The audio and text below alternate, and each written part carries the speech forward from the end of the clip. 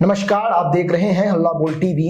मैं हूं असद अली। पूर्णिया के सांसद पप्पू यादव ने 1 मिनट का एक वीडियो शेयर किया है जिसमें उन्होंने बताया है कि उन्हें गिरफ्तारी के बाद इसी में रखा गया था और ये किसी नर्क से कम नहीं है। और वीडियो देखने के बाद ऐसा महसूस होता है कि सच में ये किसी नर्क से कम नहीं है। आइए इस पूरे मामले को विस्तार से समझते हैं हल्ला बोल टीवी के संपादक दीपक शर्मा से। देखिए, सांसद पप्पू यादव ने जेल से बाहर आने के बाद आज सुबह एक वीडियो जारी किया है 1 मिनट का जी। और 1 मिनट का वीडियो जारी करते हुए उन्होंने लिखा है कि पीएमसीएच के इस नर्क में इलाज के लिए मुझे रखा गया था। एक सांसद के साथ ऐसा सलूक तो हमारे जनता मालिक के साथ ये लोग क्या करते होंगे। पप्पू यादव ने माइक्रो ब्लॉगिंग साइट एक्स पर लिखा है। जी। पप्पू यादव ने लिखा है कि समझ सकते हैं मेरी गिरफ्तारी और उस दौरान हुई घटना और व्यवस्था प्रदर्शित करती है कि आम लोगों को किस तरह जलील परेशान किया जाता होगा, बेशर्म व्यवस्था डूब पर। पप्पू यादव ने जो वीडियो शेयर किया 1 मिनट का, वो सचमुच किसी नर्क जैसा ही है। आप भी देखिए।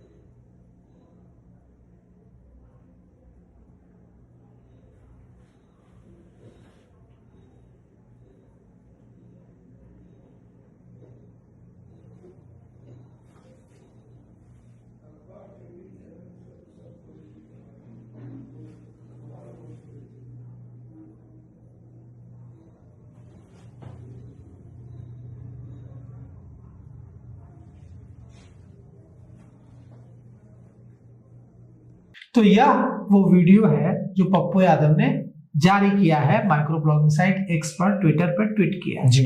और यह जो 1 मिनट का वीडियो है ये यही दिखा रहा है कि उस जिस वार्ड में इलाज के लिए पप्पू यादव को रखा गया था उसकी हालत यह है कि वहां अच्छा खासा आदमी बीमार हो जाए। बिल्कुल, इलाज तो दूर की बात है, इतनी बदतर हालत है उस वार्ड की जी। लेकिन एक सांसद को अगर उस वार्ड में रखा गया तो कोई तो वजह जरूर होगी। अब पप्पू यादव इसके पीछे साजिश की बात कर रहा है। वे कह रहे हैं कि उनके साथ साजिश की जा रही थी, उन्हें जान से मारने की कोशिश की जा रही थी, इसलिए उन्हें जानबूझकर ऐसे वार्ड में रखा गया जी। पूर्णिया सांसद पप्पू यादव कल शाम बाहर निकले बेउर जेल से, सीधे फुलवारी जाकर छात्रा जो छत से फेंक कर या छत से गिरकर जिसकी मौत हुई उस मामले में छात्रा के परिजनों से मुलाकात की जी। उसके बाद अपने पटना में कार्यकर्ताओं से मुलाकात की, उन्हें खाना परोसा। उसके बाद आज वे दिल्ली के लिए रवाना हो गए। पटना एयरपोर्ट पर उन्होंने विधायक आईपी गुप्ता से मुलाकात की और आईपी गुप्ता उनके गले लगते हुए रोने लगे। पप्पू यादव भी भावुक दिखे। पप्पू यादव ने कहा कि अब वे लड़ाई इसकी आगे बढ़ाएंगे। उन्होंने कहा है कि उन्हें वे लोकायुक्त को लिखेंगे, संसद में उठाएंगे जी। और यूएन को भी लिखेंगे।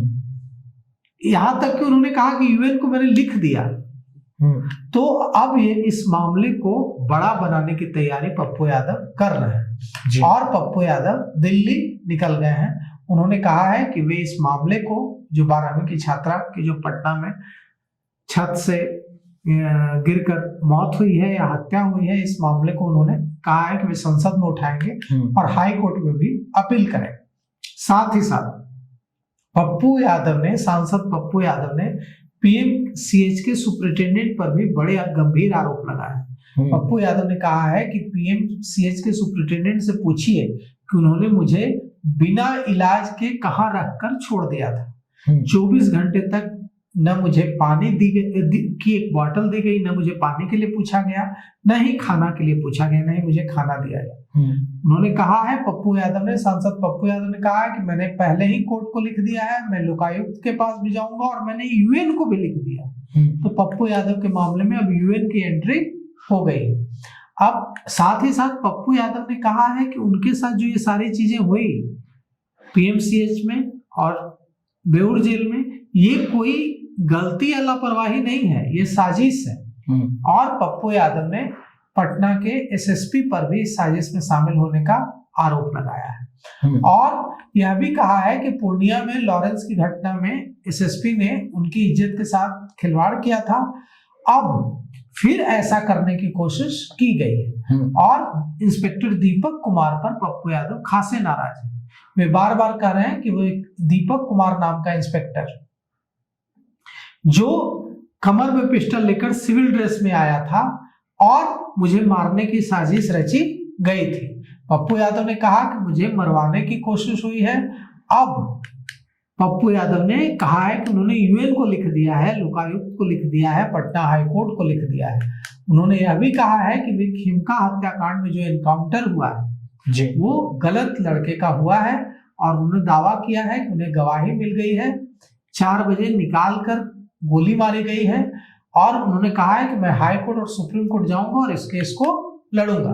पप्पू यादव ने रुपेश हत्याकांड को फिर से खुलवाने की बात भी कही और कहा है कि मैं जानता हूं कि इस हत्याकांड में कौन कौन लोग शामिल है और इसे मैं खुलवाऊंगा, मुझे सब पता है, मैं सुप्रीम कोर्ट जाऊंगा, एक एक को बेनकाब कर दूंगा। साथ ही साथ शंभू गर्ल्स हॉस्टल केस में पप्पू यादव ने कहा है कि नीट छात्रा के साथ बहुत गलत हुआ है, मैं इस लड़ाई को रुकने नहीं दूंगा और जिन लोगों ने भी पप्पू यादव का समर्थन किया है उनके प्रति पप्पू यादव ने आभार व्यक्त किया और कहा है कि मुझे मरवाने की कोशिश हुई लेकिन लोग मेरे साथ मजबूती से खड़े रहे। पप्पू यादव अब दिल्ली निकल गए हैं और वे जिस फॉर्म में हैं जेल से निकलने के बाद उससे साफ है कि पप्पू यादव को यह बात समझ में आ गई है कि जेल जाना उनके लिए बेहद 7 दिनों की जो जेल यात्रा है वो उनके लिए बेहद लाभदायक, बेहद फायदेमंद साबित हुई। उनको वो सब मिल गया है जिसके लिए हर नेता पूरी जिंदगी तरसता रहता है। पूरे पैन बिहार लोकप्रियता उनकी आसमान छू रही है। लोग यह मान रहे हैं कि शंभू गर्ल्स हॉस्टल केस को उठाने की वजह से पप्पू यादव को जेल भेजा गया और भारत सरकार के कैबिनेट मंत्री जीतन राम मांझी ने भी यह कह दिया कि पप्पू यादव को इसलिए जेल भेजा गया क्योंकि वे शंभू गर्ल्स हॉस्टल कांड को उठा रहे थे, इसलिए 31 साल पुराने मामले में जेल भेज दिया। तो इस पूरे प्रकरण में पप्पू यादव का फायदा ही फायदा हुआ है और पुलिस जो पप्पू यादव को चुप कराने की कोशिश कर रही थी, पप्पू यादव को पुलिस ने सुपर हीरो बना दिया है। पप्पू यादव का तो कुछ नहीं बिगड़ा, ऊपर से पप्पू यादव हीरो नहीं अब सुपर हीरो बनकर जेल से निकले हैं। जी तो सुना आपने किस तरह से पप्पू यादव जेल जाने के बाद जब जेल से वो बाहर आए तो उन्होंने वीडियो शेयर किया और बताया कि इस तरह से उन्हें हॉस्पिटल के वार्ड में रखा गया, उनके साथ इस तरह का सलूक किया गया। इस पूरे मामले को लेकर आपकी क्या राय है? अपनी राय कमेंट्स बॉक्स में जरूर दीजिएगा। तो फिलहाल इस पेशकश में इतना ही।